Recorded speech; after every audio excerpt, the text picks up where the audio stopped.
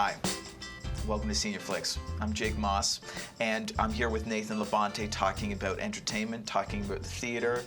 Grab your popcorn, pull up a chair, and Nathan, I want to talk a little bit more about films that kind of interested you when you were first when your career was first budding 6 or 7 or 100 years ago, whenever you started in the theater. Talk to me a little bit about what it is that interests you in film. Because, and here's why I'm asking this, there is such a weird disparity, it feels like, between modern films and how they're focused on like the explosions and these huge, immense works of fiction, and sometimes I feel a little disconnected out of it. And talking with members of my family and the community here at Shepherd Village in general, they don't quite always feel like the key demographic as well. Well, I don't want to be too full of myself or anything, but I do feel a little bit like an old soul sometimes. There's a great time and place for action and for excitement and for big things blowing up and everything. But I've always been drawn to very personal, human connection in stories and in cinema. So back when I was younger, I used to love looking at older movies, like Charlie Chaplin movies, with the little tramp scurrying about and doing all his little hijinks. Yeah. One of the early directors I really got into was Alfred Hitchcock, and how his movies are so precise and so inventive. And you've got James Stewart, and you've got Cary Grant, and Grace Kelly, and all kinds of incredible actors and actresses who are just bringing this very personal connection to these stories. And I mean, his movies are full of suspense and action, but then you look at like the 1940s screwball comedies with, again, Jimmy Stewart, you got Cary Grant again. I mean, they come back. It's kind of like the holy trinity of early cinema when we're talking about. Katharine Hepburn and, all those amazing actors. And I do feel like classic film really impacted me and brought me into this industry in a way that I had never expected it to. But sometimes, I just like throwing on an old movie from the 1930s or whatever, just because the rhythms are so soothing and calming. I mean, even going into like the 70s New Hollywood movement, when you had like Al Pacino and Robert De Niro bringing just a new intensity. And of course, they came after Marlon Brando, who brought this very personal style of acting to cinema.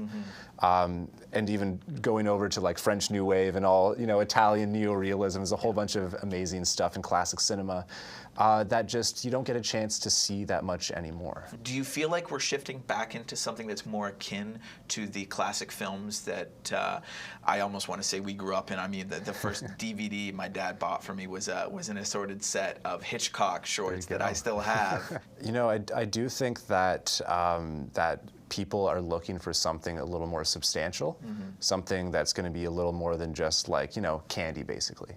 And so there are a lot of actors and directors and people in the industry who are looking to create those stories that are very genuine and timeless, right? Yeah, not just based, in a specific set of modes of production or culture, but something that's going to stand the test of time. But even though we're seeing a lot of that, sometimes you just want to see the old classics on the big screen, right? Okay, so you mentioned classics. Are the theaters like playing classics right now? I mean, I've always thought it's really just TV that you got to tune into in order to be able to see them. Well, like I've told you in our previous interviews, I work in a lot of niche event cinema programming at Cineplex. And we play so many classic films throughout the year. Sometimes I look at the list and I'm like, wow, we're playing all of those movies. Yeah. So I mean, last year or in the past few years, we've played movies like Grease. So I saw Grease for the first time on the big screen, which was amazing. Many years ago, actually, I remember one of the first classic movies I saw on the big screen was Rear Window, the Hitchcock movie again. And that was amazing just to see the old stars of the screen up there. We've played movies from the 70s. We've played Apocalypse Now before. I think we both saw Singing in the Rain Yes. in the past, which was Yeah. amazing. Yeah, Vertigo. Vertigo, Was incredible absolutely. to see. Another Hitchcock. It keeps coming back. Yeah, yeah. So we, at Cineplex, we have classic films that play throughout the year. Sometimes our films are not programmed super far in advance. So I know that soon we're playing The Wizard of Oz, for example, but by the time this airs, we might not be playing it anymore.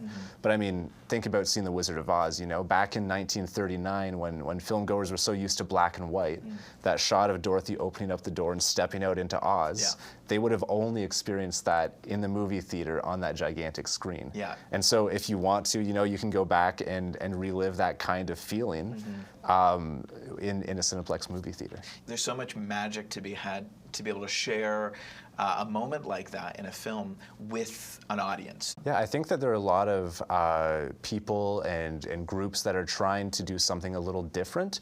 I mean, even if you look at TV, and this is pivoting into another Cineplex event we have, The Chosen. Have you heard of The Chosen? Yes, I have heard so. Everyone in my family is constantly reminding me, you got to check out the new season that's out. Yeah. It's been buzzed about a lot, and people love The Chosen. It's an incredible just recreation. It's not word for word, but it's a retelling of the events of the Bible. An artistic retelling. Exactly right. They take the essence of the scripture and then they dramatize it. So they add plot lines and they may amalgamate characters, but in the end, they're really trying to bring the gospel from the Bible to a wider audience. And in Cineplex theaters, we're actually playing the entire season 4. Wow. So you get to see that on the big screen. On the big screen. That's pretty cool. And again, with a community, right, that's impassioned to want to see that. That's right. I mean, you can bring your friends, you can bring your loved ones, bring your family. It's playing across 3 separate show times, but you can always go to the website and check out more information.